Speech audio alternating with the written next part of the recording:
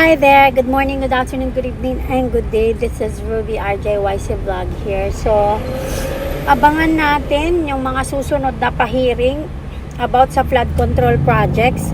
So, hindi sila nagtagumpay na ilihis kahapon ang kanilang naratibo na kasama ang administrasyong Duterte sa kalokohan ng anomalya ng flood control projects.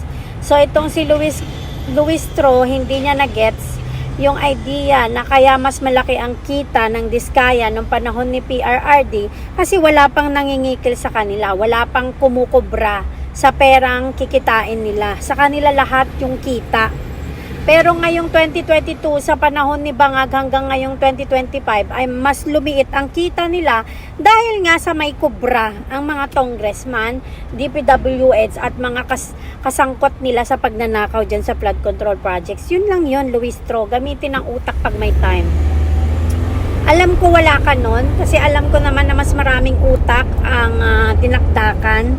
Kaya naiintindihan ko kung bakit hindi mo magets yun. Pero sa susunod, gamitin ang utak na galing sa talampakan o humiram ka muna ng utak sa dinakdakan. Okay? Babush!